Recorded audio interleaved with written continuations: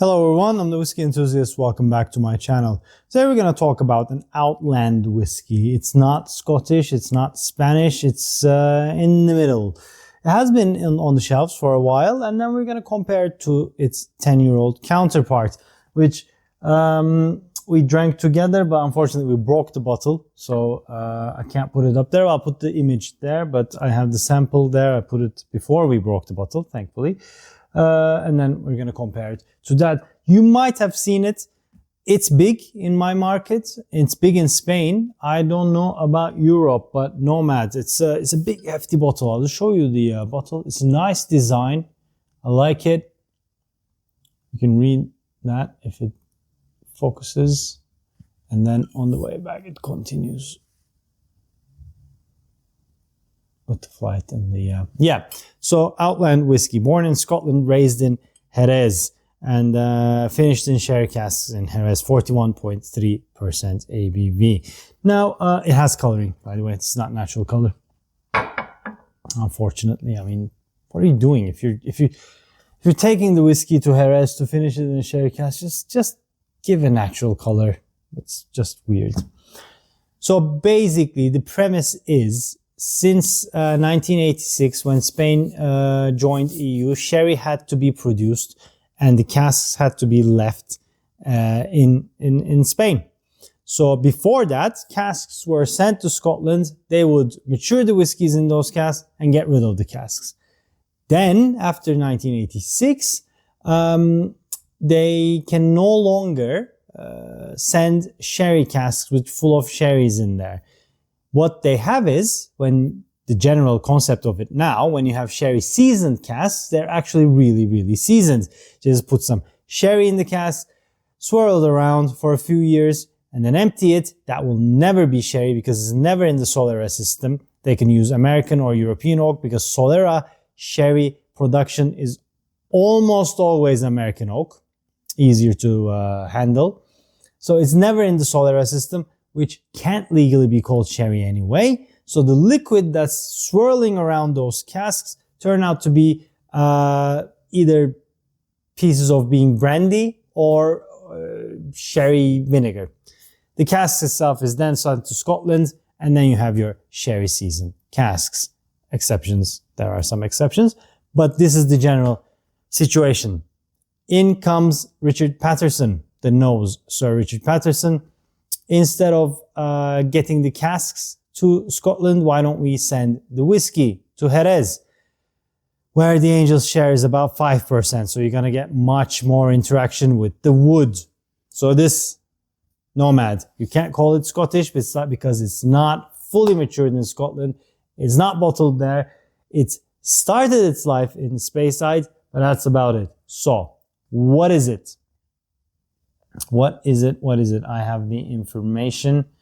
A blend of 30 different grain and malt whiskies from Speyside, which was initially matured for 6 years in Scotland before being shipped to Jerez in Spain, where it would be finished for another full year in Pedro Ximénez casks from bodegas of González Báez. I've not been to González Báez. I've been to Lustau, but if you're ever in that area of Spain, I highly recommend a bodega visit. It's cool to see what kind of sherries there are, and it was a big revelation for me to see not all sherries sweet. I thought all the sherries were sweet before, but most of them are actually quite like gherkin water and quite crap. My own thoughts.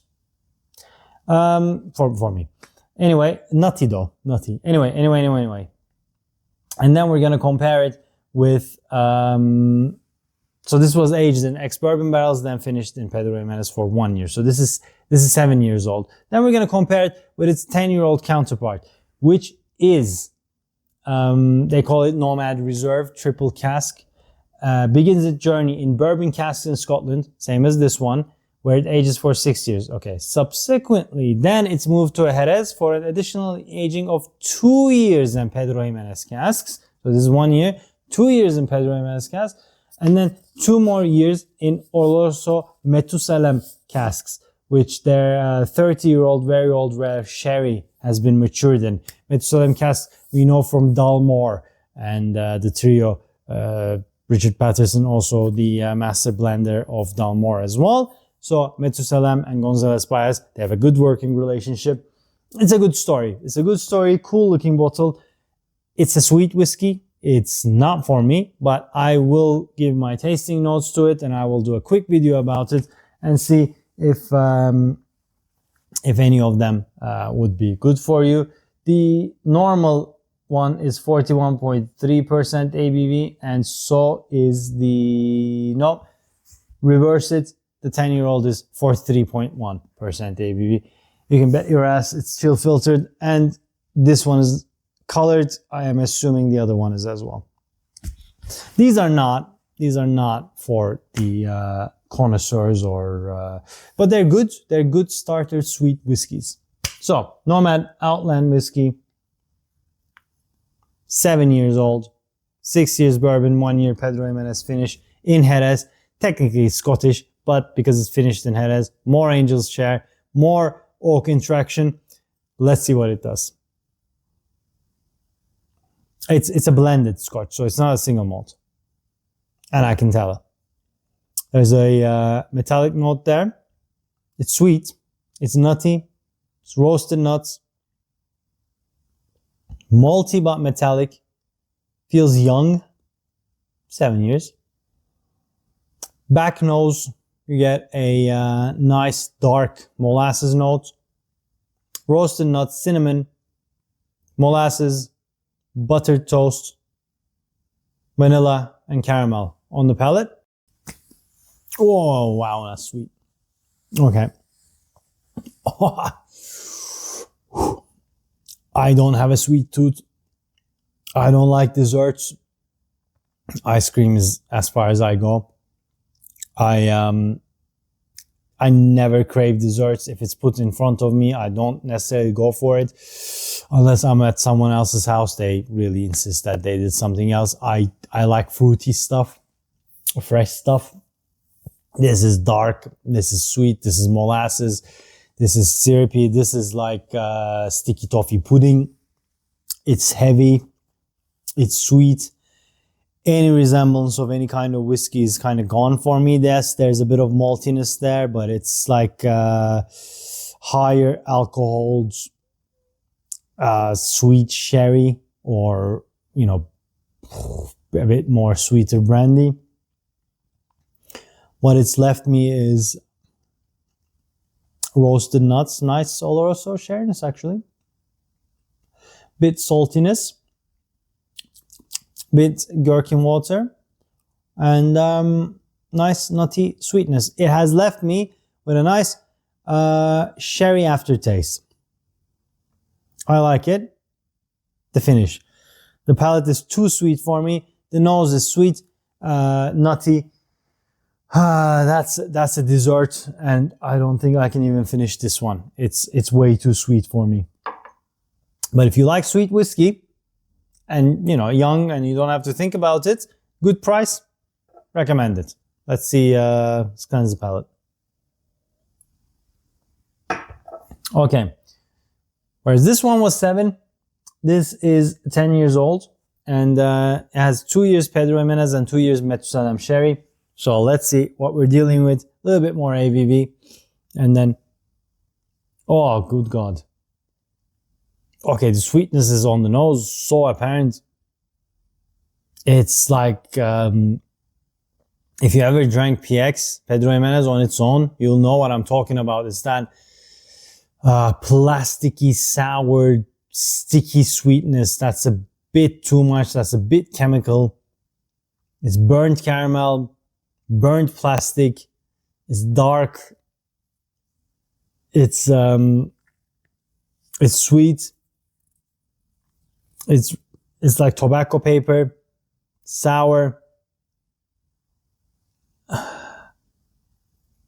Yeah, it's very sour, very sweet, dark, molasses, almost like an old balsamic glaze, like a 30, 40-year-old, but not as sharp.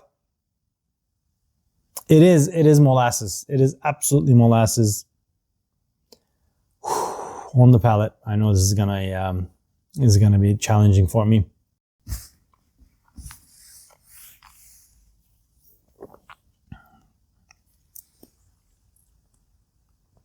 Good God. That is like drinking molasses on its own. So jammy, so syrupy.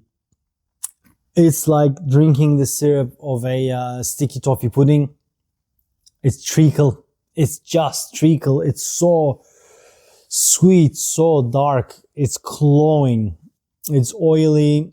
It's stuck in my palate. That is not for me. This is not for me either. I don't know why. I have a bottle because I wanted to try it. My wife likes it, but that is not good for me. Not good for me. That is not good for me. That is, if you like sweet whiskeys, which when we tried it for friends who love sweet whiskeys. They absolutely fell in love with it. They kept drinking it. It makes my eye flicker. I feel it around here. It makes my blood pressure rise up. I think I need to like eat a very salty cheese right now or something. But that is not for me. It's a cool concept. It's an interesting concept. It has a story. Story sells. It's cheap. This was, I think, 30 pounds. Around 30 pounds. You can get it for what it is. It's a nice, tasty, sweet whiskey. And this is about 60 pounds, 65 pounds. So for a 10-year-old whiskey, 65 pounds is blended, sure, but it's, finished in 4 years in expensive sherry casks. So you could say it's actually good value or value.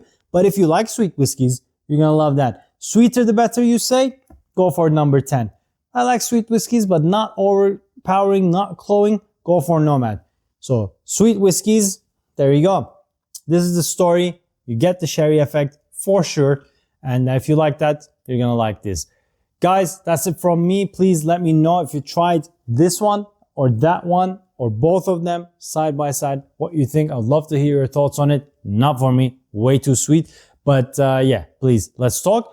If you like this video, please hit that like button. If you haven't already, please subscribe to my channel. It does mean a lot. And I shall see you guys on the next one.